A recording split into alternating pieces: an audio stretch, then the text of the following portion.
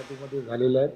त्यामुळे या सगळ्या गोष्टीकडे आम्ही अत्यंत गांभीर्याने घेतलेला आहे आणि त्या संदर्भात निवडणुकीचे परिणाम आणि काय होऊ शकतात या सगळ्या गोष्टीचा थोडासा विचार करून त्या संदर्भातला निर्णय जो आहे तो निर्णय येणाऱ्या काही दिवसात आम्ही नक्की घेणार आहोत.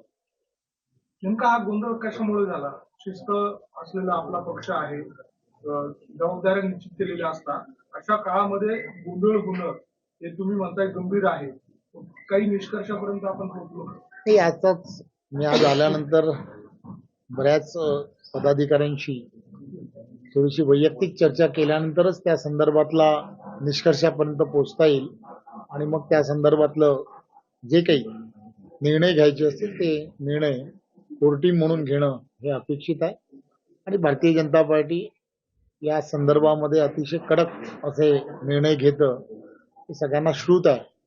परंतु सर्वांशी चर्चा केल्याशिवाय सर्वांशी वैयक्तिक बोलल्याशिवाय आणि त्या परिस्थितीमध्ये नक्की काय घडलं होतं तर सगळ्या गोष्टी जोपर्यंत लक्षात येत नाही तोपर्यंत असा निर्णय घेणं आणि निवडणूक तोंडावरती आहे त्यामुळे त्याचाही थोडासा विचार करणं हेही अत्यंत गरजेचं आहे. त्यामुळे त्या सर्व गोष्टीचा विचार करूनच त्या संदर्भातला निर्णय हा घ्यावा असं अपेक्षित आहे.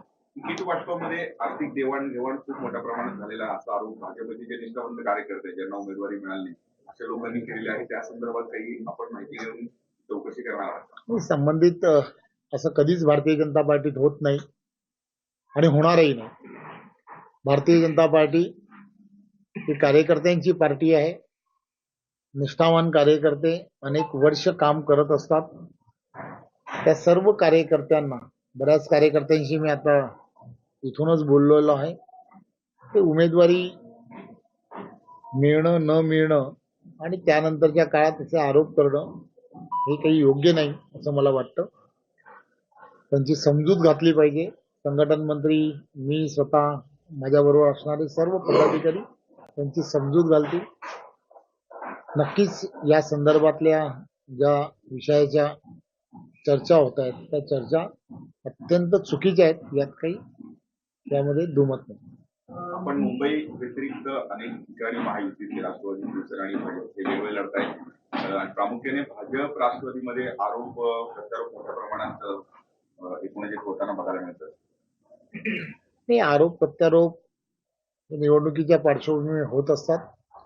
त्यांनी एखाद्या गोष्टीवरती जर कसं काही वक्तव्य केलं तर त्याला त्या वक्तव्याला उत्तर देणं हे 100% अपेक्षित असतं. त्यामुळे त्या संदर्भात त्या ठिकाणी असणाऱ्या परिस्थितीनुरूप सर्व ठिकाणी जे म्हटलं जातं निवडणुकीच्या पार्श्वभूमीवरती जे जे बोललं पाहिजे ते बोललं जात आहे. आपल्या बाजू ज्या आहेत त्या बाजू मांडण्याचं काम पार्टी म्हणून केलं जात आहे. जळगावमध्ये आपले आमदार आहेत, त्यांच्या मुलाला निवडणूक करण्यामध्ये ते यशस्वी ठरलेले आहेत. मात्र आपण एक राज्याच्यासाठी महत्वाचा निर्णय घेतलेला होता. आमदार पुत्रांनी किंवा त्यांच्या कुटुंबातील सदस्यांनी निवडणूक लढवायची नाही, त्यांच्यासाठी वेगळा निर्णय झाला होता का व त्या सगळ्या संबंधी आपण काही निर्णय घेणार आहात?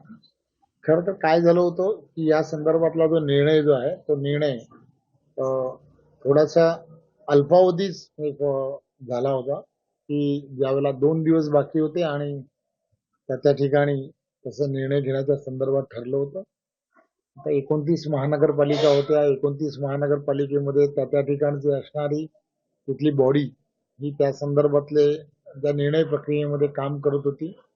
ज्या ठिकाणी पॉसिबल झालं लक्ष देता आलं त्या ठिकाणी लक्ष देऊन काही निर्णय जे आहेत ते निर्णय हे सहजपणे करता आले आणि काही ठिकाणी ज्या ठिकाणी कदाचित पोहोचू शकणार नाही किंवा नजरचुकीने म्हणा किंवा अशा काही गोष्टी कुठेतरी घडल्या असतील. परंतु एक गोष्ट फार महत्वाची आहे की ज्यांच्याकडे अशी परिस्थिती झालेली आहे त्यांना भविष्यात त्या ठिकाणी जो निवडून जरी आलेला असेल तरी त्यांना त्या पालिकेमध्ये किंवा त्या ठिकाणी कोणत्याही महत्वाच्या पदावरती तरी 100% जाता येणार नाही या संदर्भातला निर्णय पार्टीने केलेला आहे.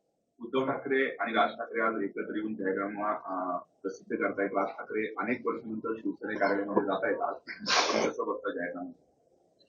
प्रत्येक पार्टी ही त्यांचा निवडणुकीपूर्व जाहीरनामा तयार करतच असते तेही ते तयार करतायत.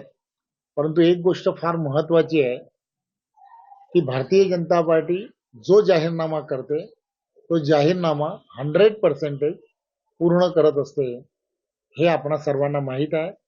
त्यांचे जाहीरनामे हे कागदावरतीच असतात आणि ते कागदावरतीच राहणार यात काही शंका नाही. लोकशाही मराठी ऐका, पहा, जागरूक रहा.